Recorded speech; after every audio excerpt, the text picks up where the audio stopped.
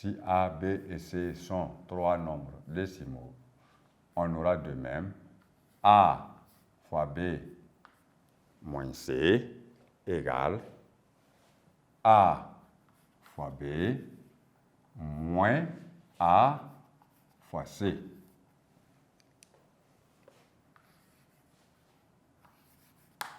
Ce qui se traduit simplement par AB moins AC.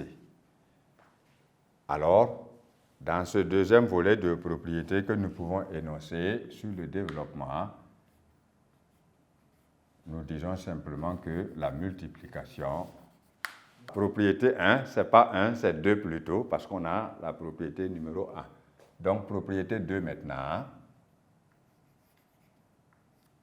Voilà. Si A, B et C sont trois nombres relatifs ou décimaux, on a cette égalité qui est A multiplié par B moins C égale A fois B moins A fois C, ce qui se traduit simplement par AB moins AC. Ceci nous permet simplement de dire que la multiplication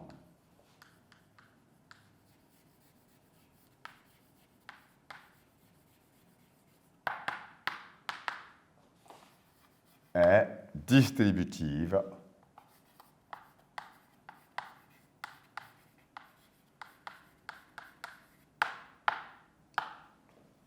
par rapport à la soustraction.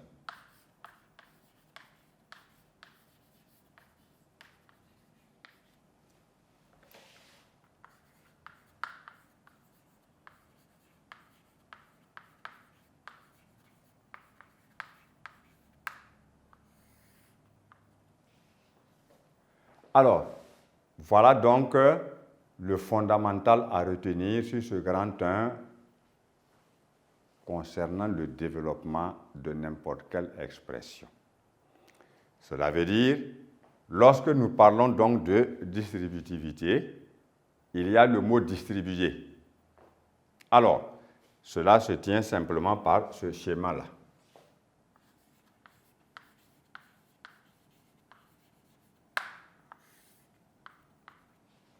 Lorsque nous disons A multiplié par B plus C, alors nous avons le même mouvement effectué par le seul A sur B et sur C.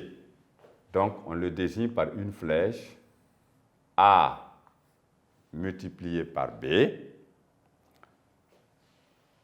Vous écrivez le signe qui sépare B et C. Si c'est plus, c'est plus. Si c'est moins, c'est moins. Et le même A revient faire un autre mouvement de multiplication sur C. Alors, même si vous avez 1 million de grandeurs à l'intérieur des parenthèses, le nombre qui se trouve derrière est multiplié par chacun de ces nombres-là à tour de rôle.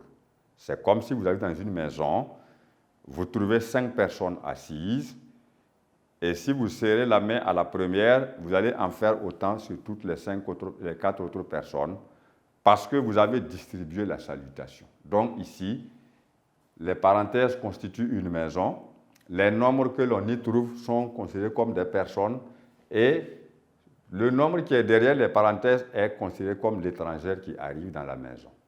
Pour ne pas se faire palabre avec quelqu'un, alors l'intéressé va saluer le premier, saluer le deuxième, saluer le troisième, et ainsi de suite jusqu'à saluer tout le monde. Voilà pourquoi on dit distributivité.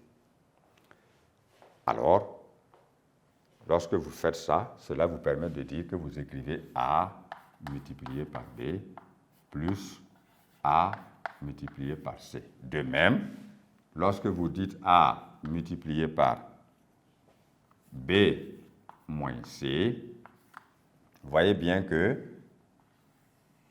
si on peut faire B plus C, c'est qu'on peut faire aussi B moins C.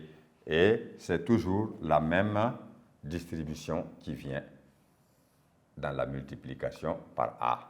A fois B moins A fois C.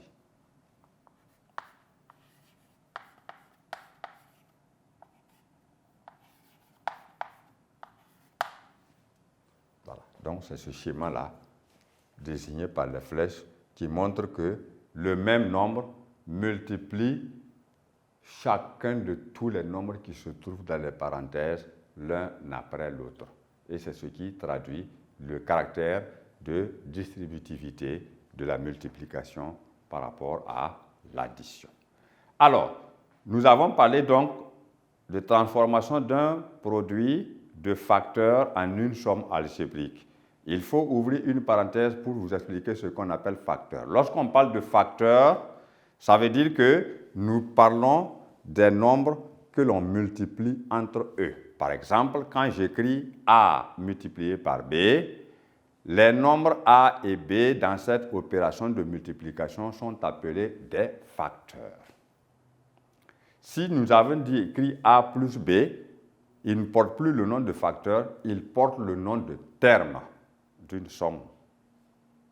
Donc, cela va nous permettre, la notion de facteur là, de comprendre ce qu'on va faire dans la deuxième partie de ce chapitre. Alors, nous allons passer, ceci dit, au grand 2 sur la notion de factorisation. Comme je l'ai dit, il n'y a pas beaucoup à dire, il y a du peu à retenir, mais qu'il faut retenir avec vraiment toute envie de ne plus jamais oublier parce que vous en aurez jusqu'à la fin des temps, tant que vous faites les mathématiques.